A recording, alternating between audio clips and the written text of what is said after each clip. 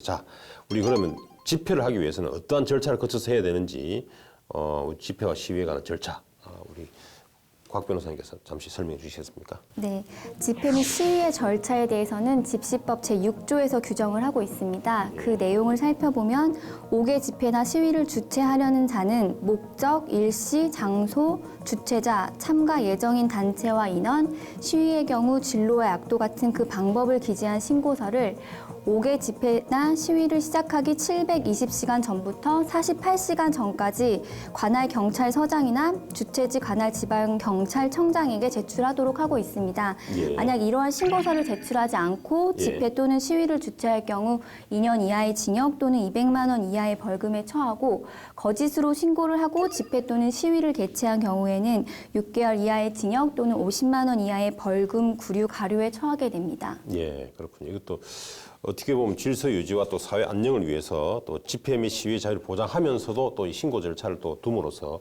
이렇게 조화를 이루려고 하는 것 같습니다. 자, 이렇게 이제 우리가 신고서를 제출해야 되는데 이 제출받은 신고서를 보고 이제 관할 경찰서장은 혹시 이제 그 집회가 금지된 집회이거나 또는 금지된 장소에서의 집회의 경우 또는 교통 질서를 위해서 필요한 경우 이럴 때는 48시간 이내에 그 집회와 이제 시위를 금지할 수 있도록 그렇게 주최자에게 통보할 수 있도록 돼 있는 것이죠. 자, 그렇다면 이때 금지된 집회라는 것이 어떤 것이 있습니까? 우리 최 변호사님. 예, 현행 집시법에 의해서 집회 및 시위가 절대적으로 금지되는 경우가 예. 있습니다. 그 집시법 제5조 제1항 제1호에서 그 헌법재판소의 결정에 의하여 해산된 정당의 목적을 달성하기 위한 예. 집회 또는 시위가 금지되고 있고요.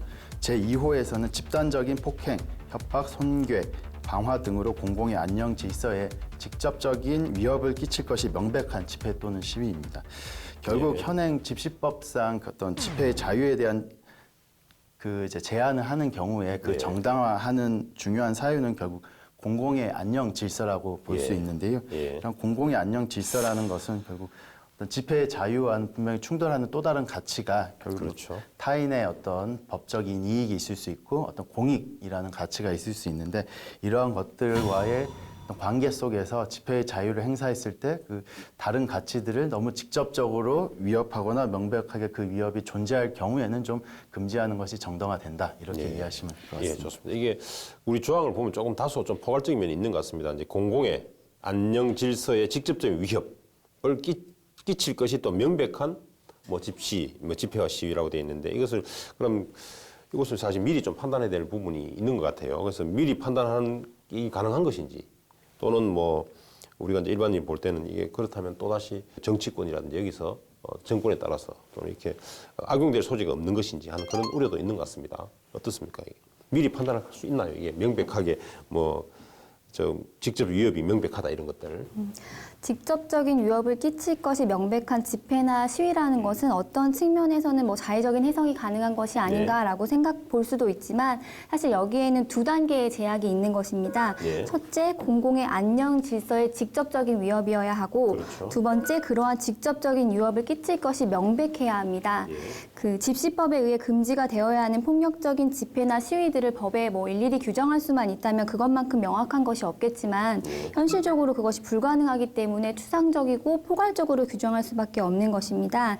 그래서 또 그렇게 규정을 하더라도 집시법에 의해 집회나 시위의 자유가 침해되지 않도록 최대한 엄격하게 해석될 수 있도록 직접적인 위협을 끼칠 것이 명백한 경우에만 금지를 하는 것이기 때문에 이 규정 자체에 의해서 어떤 정치적이거나 자의적인 제한이 있기는 어려울 것으로 생각됩니다. 예, 그렇습니다. 공공의 안녕 질서에 위협이 돼야 되는데 이것이 직접성을 가지고 있어야 되고 또 명백성도 같이 있어야 된다는 말씀이죠. 그러다 보니까 이게 일일이 규정할 수는 없지만 이런 정도의 규정을 둠으로써 좀 최대한 이제 구체화한다고 한 것이다. 그래서 이제 판례라든지 이런 걸 통해서 우리가 구체화해서 판단하면 될 것이다라는 취지로 말씀해 주신 것 같습니다. 그리고 또 이 5개 집회가 금지되는 장소들이 있지 않습니까? 예를 들면 국회의사당이나 또는 법원이라든지 헌법재판소 여기로부터 이제 100m 이내 집회 시위 이게 금지되는 것으로 있는데 좀 구체적으로 어떤 게 있나요? 집시법 제11조에서 네. 국회의사당, 각급 법원, 헌법재판소, 대통령 관저, 국회의장 공간, 대법원장 공간, 헌법재판소장 공간, 국무총리 공간, 예. 국내 주재 외국의 외교기관이나 외교사절의 숙소의 경계 지점으로부터 100m 이내에는 집회나 시위가 금지되어 있습니다.